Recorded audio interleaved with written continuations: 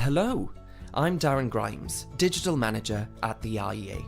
This morning, I read in the free weekly magazine for women, Stylist magazine, of the sheer frustration evidenced by working women.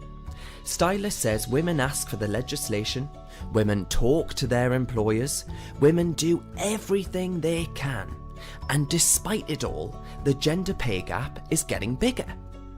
In today's podcast, I'm joined by Kate Andrews, Associate Director at the IEA. Kate, in a new IEA report, argues that gender pay gap reporting produces yet another round of misleading and inaccurate statistics. The gender pay gap is not the same, you see, as unequal pay. Unequal pay is giving women less than men for the same work. That has been against the law since the Equal Pay Act was introduced in 1970. A company's gender pay gap can also be caused by other things. For example, fewer women in senior or highly paid roles, or more women in part-time jobs. Kate argues that the harvested data from the reporting measures illustrates how crude figures create a misleading picture, especially for companies that have hired large numbers of female staff into lower paid roles. She also says the reporting measures contribute to the narrative that women are paid less than men, despite this statement remaining categorically untrue for many women in their respective organisation. Thank you for joining me today, Kate. Hi, Darren. Now, Kate, I want to start by asking how you can counter the claims in Stylist magazine, given that initial figures for this year's round of reporting showed that the pay gap had increased at hundreds of big firms in the UK.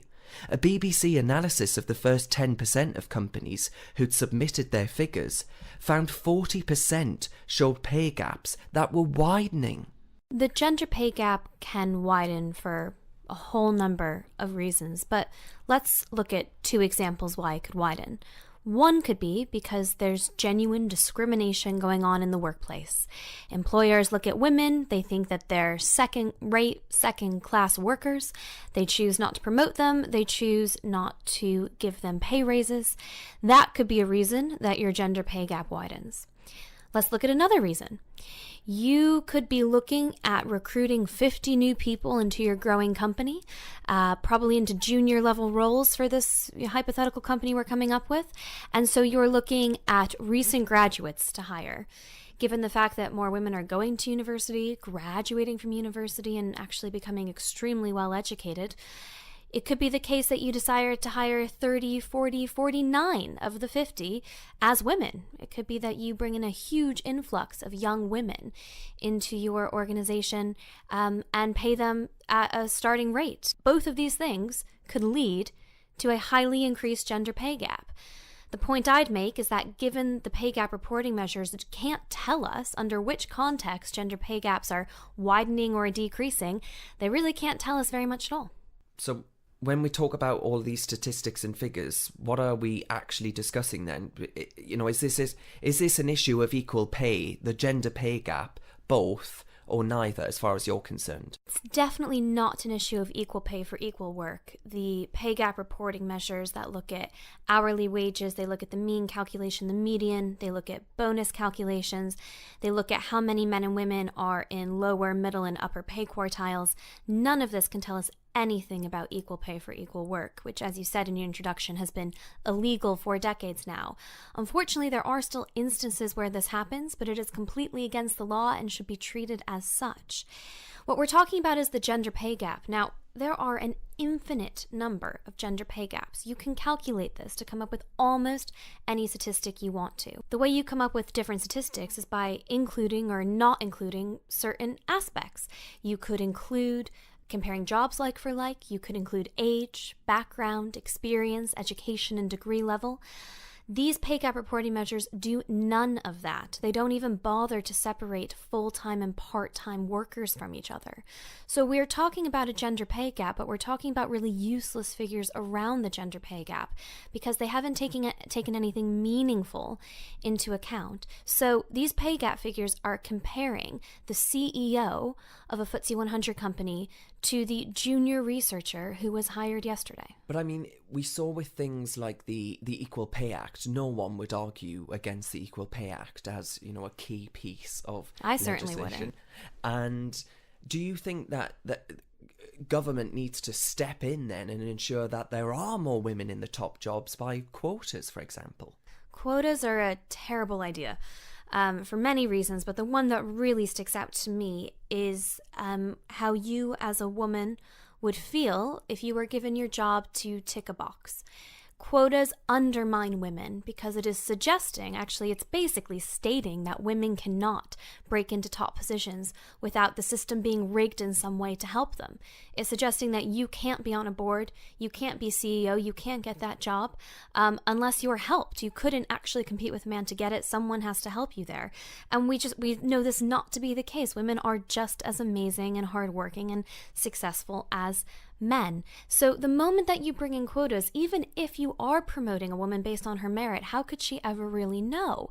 And critically, how could her colleagues know? There's always going to be that level of resentment that she didn't get the top job because she absolutely deserved it, but because it was required by law to tick a box. I mean, you mentioned one of the many reasons of the pay gap is the fact that women have children. Women's priorities change.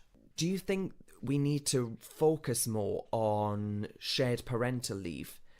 Because the figures for that since the legislation came in are really quite low. Figures from last year, for example, showed that the take-up may be as low as 2%.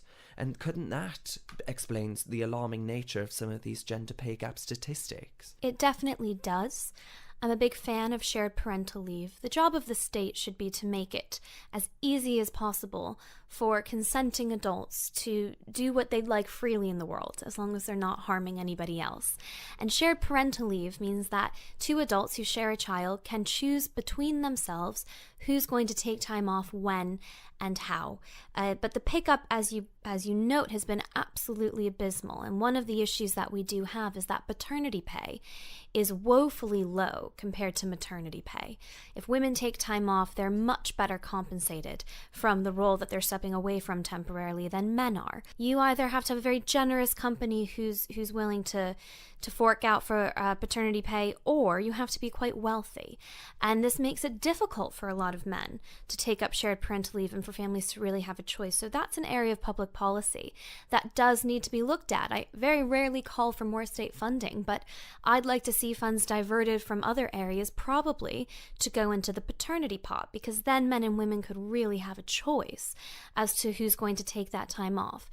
It is important, though, to realize that what women are telling us by the way that they choose to live their lives freely is that many women value taking time off to raise children.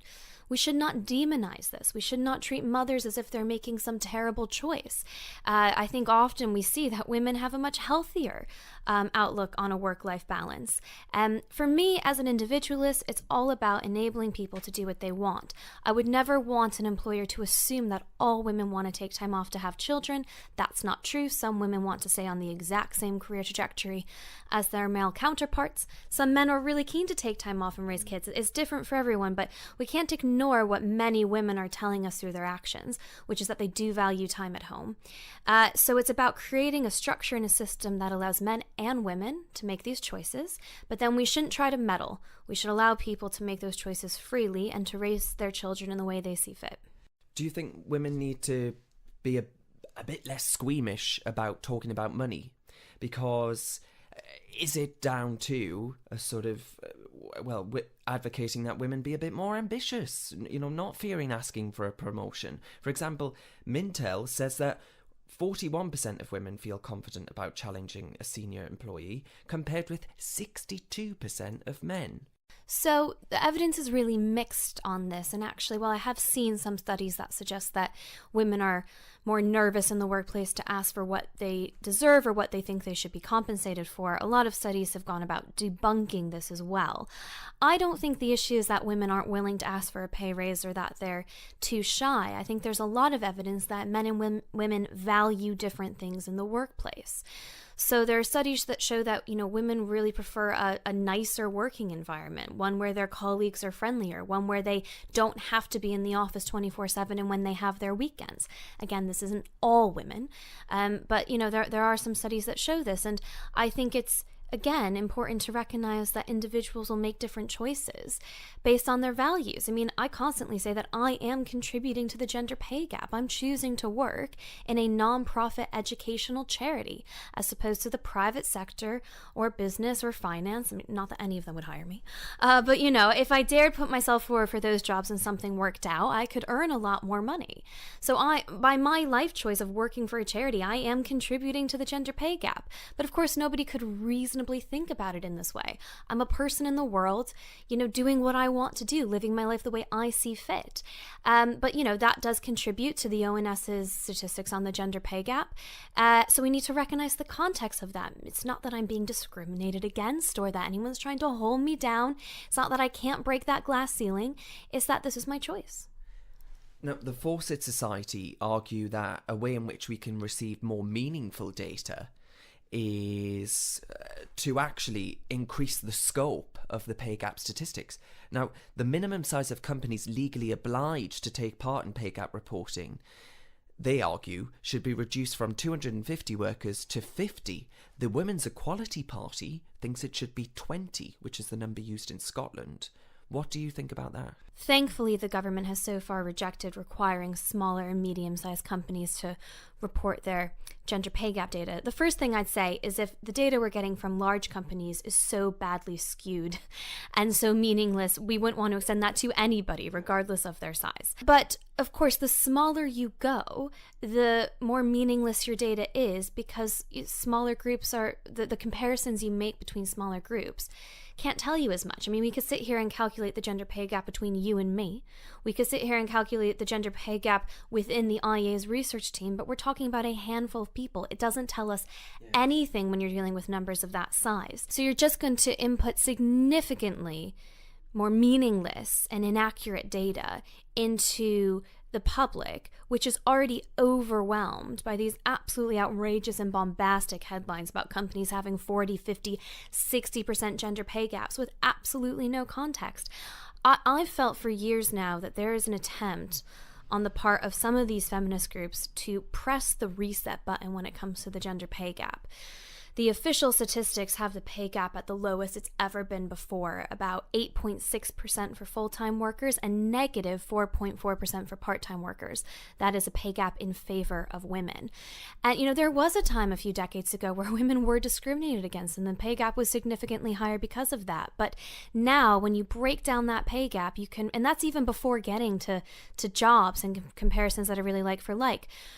We're at the lowest we've ever been historically. And, I would hope that feminist groups would be praising this and shouting it from the rooftops. The reality is that they're morphing into a victimhood industry, and they need these outrageous statistics to keep finding people to come their way to keep going, because goodness forbid, women have been successful, they've made it, and they don't need crutches anymore. And so there's a real attempt to reset the gender pay gap. Groups can now claim that we have 50, 60, 70% gender pay gaps again. And they can go back to acting like we're living in a genuinely discriminatory time. The reality is it's the opposite of that. It's the best it's ever been for women in 2019 if you are in the workplace and trying to move up the ladder. Well, I want to end, Kate, by asking you. So before I'd actually started reading your commentary on this for the IEA, I would have picked up that Stylist magazine with its glossy pages and its infographics on the gender pay gap, and I probably would have thought, wow, this is quite alarming data. Now imagine if I was a young woman. Imagine I'm picking up this magazine, this free magazine with a circulation of hundreds of thousands, and I'm just entering the workforce or just thinking about entering the workforce. That's going to be pretty demoralizing, isn't it? Is that why you're so passionate about these what you deem to be misleading statistics? Why are you so driven to year in, year out produce these reports, produce these rebuttals to the harvesting of this meaningless data? I think if you believe women are equal to men, if you believe that we need to create a fair and equal world, then you think that women can add and subtract. They can put out these ridiculous statistics and expect women to take them at face value rather than doing their own calculations, looking at context and figuring out that there's damn lies in statistics. As I said, there are an infinite number of gender pay gaps that you can calculate. So which are the meaningful ones? We need to whittle that down so we can talk about the real issues that women actually face. Rape, domestic violence, many, many issues that we're still faced with on a daily basis when we walk down the street, that I would prefer the media and government give more attention to than some meaningless statistics. To your point about young women in particular, my heart does break thinking that young girls are being taught that when they come into the workforce, they're just going to face mass discrimination, that they can never rise up. And it's just so far from the case. Women need to be told honest truths about how their choices will impact their earnings and their jobs and their trajectory in the workforce, but that they are empowered and able to make any choice that they want to make that best suits them. That is the message that we need to be telling young girls. That is the reality for them. We are sitting here talking about this podcast in a country where the Prime Minister is a woman, and there's a lot of opportunity for women out there, and I actually think the real data backs that up. Thank you, Kate. You can download Kate's latest gender pay gap briefing on the IEA website at iea.org.uk. You can subscribe to this channel on Apple Podcasts too, to get more of me and Kate every week. Thank you very much.